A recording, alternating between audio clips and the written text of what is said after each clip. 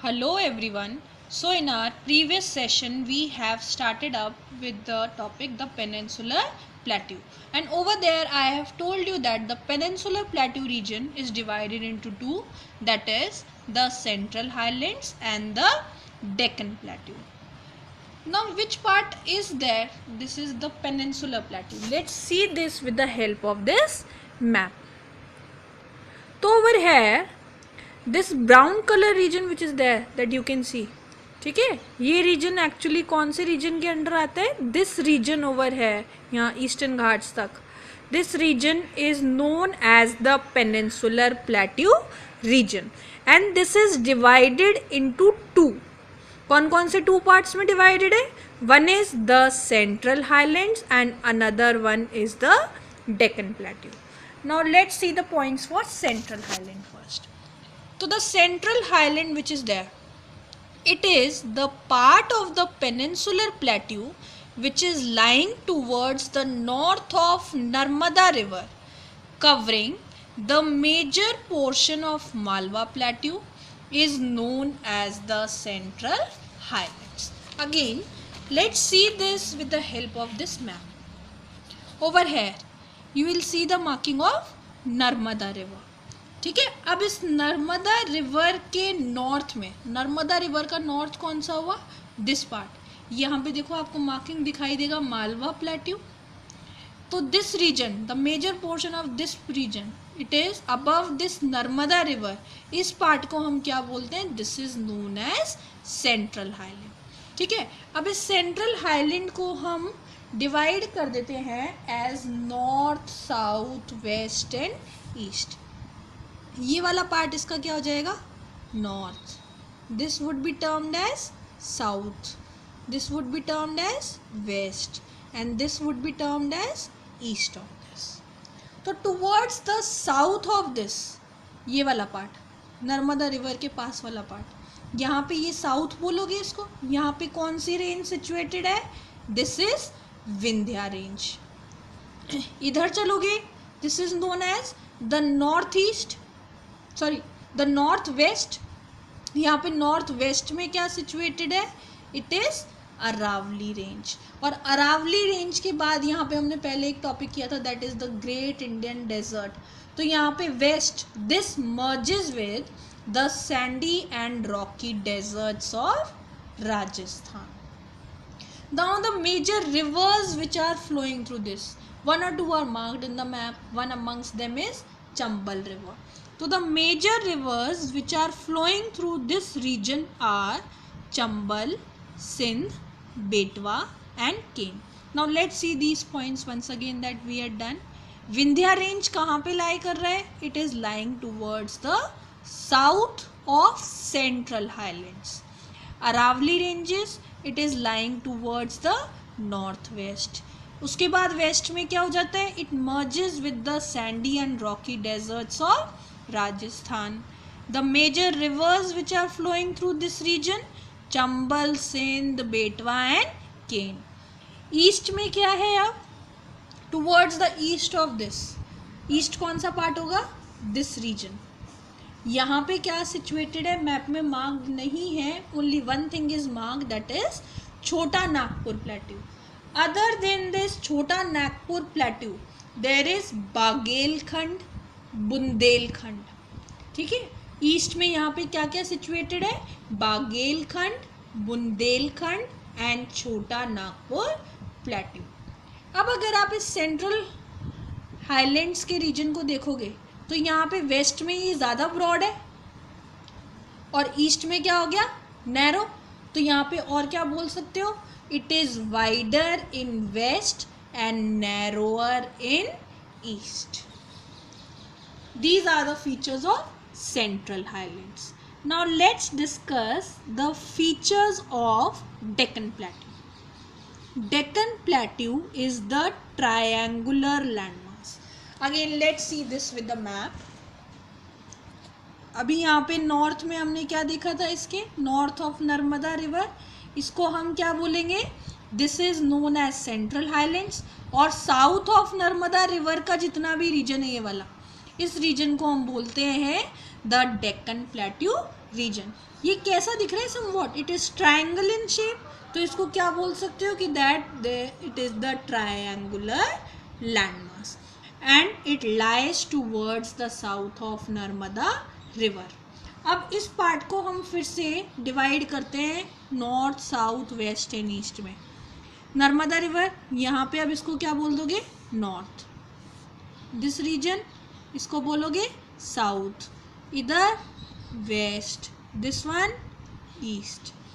Now let's see this, the north of this, north of what? That is the north of Deccan plateau. Over there Satpura ranges are there, ठीक है।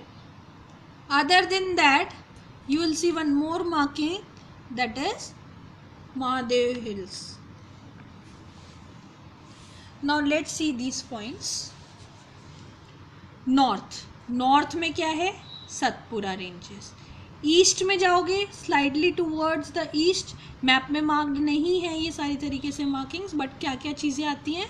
That is Mahadev hills, Kaimur hills and Maikal ranges.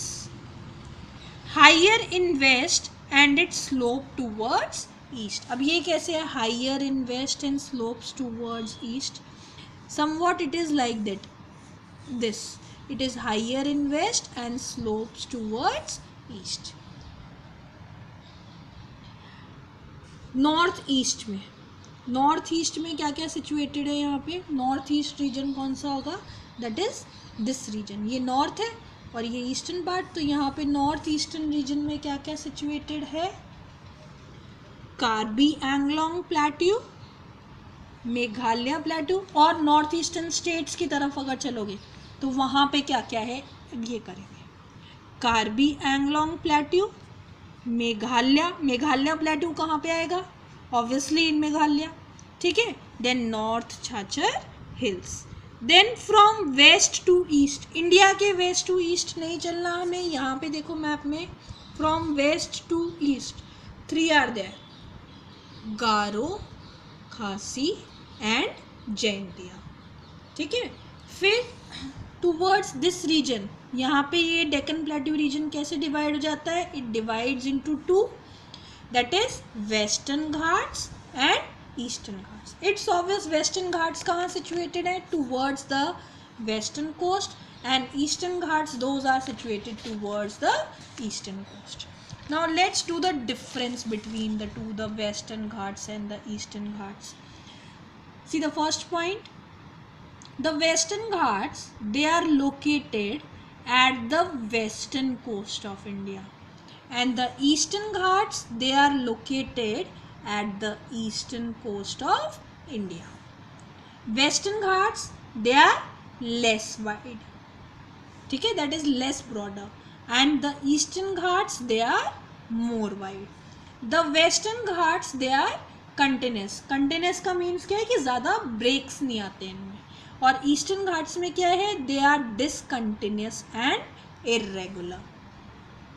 Now the sources of rivers, Western Ghats they are having the sources of rivers like Godavari, Krishna and Kaveri. कौन कौन से rivers का origin है? Godavari, Krishna and Kaveri. From the Eastern Ghats no such major rivers, they are originating from this region. Now what's the height of these? Western Ghats, they are having the height of about 900 to 1600 meters. ठीक है, western Ghats का height कितना है? There average height is 900 to 1600 meters. Eastern Ghats, they are having the average height of 600 meters. Now the highest peaks of these two. The highest peak of Western Ghats, two are there. One is Anaimudi, another one is Doda Beta. ठीक है, one is Anaimudi, another one Doda Beta. Eastern Ghats highest peak is Mahendragiri. I am repeating it once again. कौन सा है? Mahendragiri. Then two more features are there of this. One is Deccan Trap and another one is the Aravali Hill region which is there. So what is this Deccan Trap? The black soil area of the peninsular reason, मतलब कि peninsular plateau के अंदर ऐसे जितने भी areas हैं जहाँ पे कौन सा सॉइल अवेलेबल है, black soil. Another one volcanic origin they are having, hence the rocks over here वो कौन सी होती है, those are igneous rocks. And black soil is formed due to denudation. Now what is this denudation? That is the removal of the top layer of the soil, soil erosion. Deccan trap, एक बार फिर से repeat कर रही हूँ, क्या है Deccan trap? That is the black soil area of the peninsular reason. Volcanic origin, hence the rocks are igneous. Black soil is formed due to denudation. Now the Aravalli Hills. Aravalli Hills कहाँ lie कर रहे हैं? They are lying on the western and the northwestern margins of the peninsular plateau. ये मैंने अभी आप लोगों को पहले भी बताया था जब सेंट्रल हाईलैंड्स का पॉइंट कर रहे थे. And they are extending from which part to which part? They are extending from Gujarat to Delhi. That's it for today. This chapter is completed. Only your few question and answers and those things are left that we are going to do. Thank you.